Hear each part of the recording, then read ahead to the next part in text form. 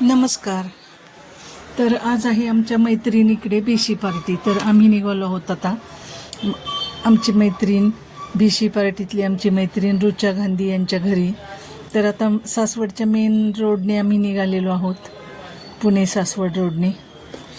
तर समोरच आता तारादत्त पूर्व ही सोसायटी आहे.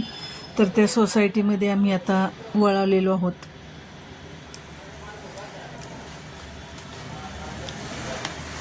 तर आता सोसायटीतून आम्ही आत आलो आहोत आणि आता समोरच आता माझ्या मैत्रिणीचं घर आहे आणि आम्ही सगळ्या मैत्रिणी तिच्याकडे जमणार आहोत पार्टीसाठी. दर महिन्याला आमच्याकडे अशी बीशी पार्टी असते प्रत्येकीच्या घरी. प्रत्येक म्हणजे ज्याचा नंबर असेल बीशीचा तिच्या घरी असे आलटून पालटून आम्ही सगळ्यांच्या घरी अशी बीशी पार्टी करत असतो.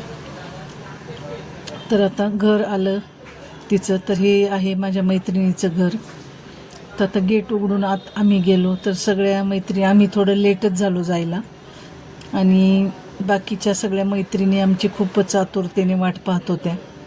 तर एंट्रन्स करतानाच असं सुंदर अशा कुंड्यांचा बगीचा आहे तिचा कंपाऊंडमध्ये. ते पहा, अशा सुंदर अशा कुंड्या ठेवलेल्या आहेत आणि बऱ्याच मैत्रिणी आधीच येऊन बसल्या होत्या, 4-5 जणी. तर ह्या आमचीच वाट पाहत होत्या. अजून 3-4 जणी येणं बाकी आहे. तर आता आम्ही हॉलमध्ये सगळे बसलेलो गप्पा मारत मस्त. तर बीशी पार्टी म्हटलं की आमच्या गप्पांना असा ऊत येतो. तर खूप गप्पा झाल्या आमच्या. त्यानंतर आता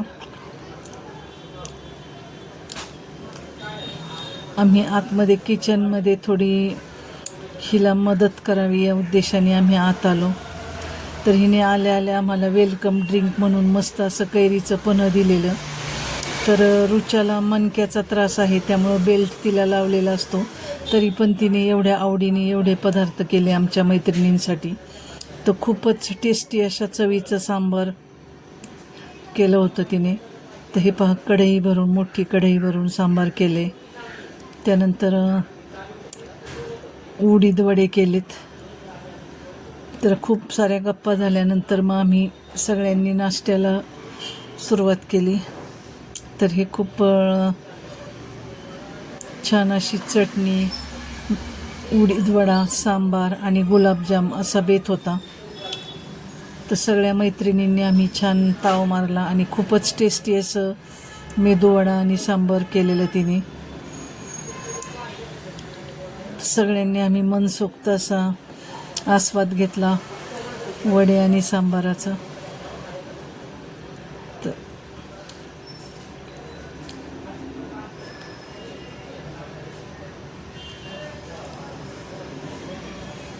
हे पहा, किती सुंदर असे आणि खूपच स्पॉन्जी असे वडे होते.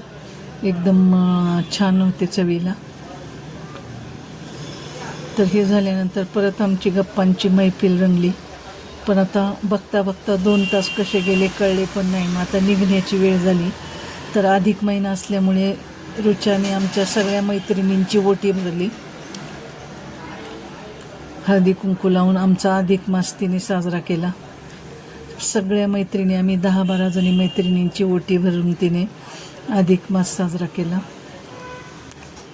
तर असा मस्त असा आमचा आजचा बीशीचा कार्यक्रम झाला. सगळ्यांच्या खूप छान गप्पा झाल्या, खूप सारं खाणं झालं आणि आम्हाला खूपच असं फ्रेश वाटतं. आमची बीशी झाली, आम्ही मैत्रिणी सगळ्या एकत्र आलो, भेटलो आणि आम्ही मनसोक्त असा आनंद घेतो सगळा गप्पा मारण्याचा आणि सगळे सुखदुःख वाटण्याचा. तर खूप फ्रेश वाटतं.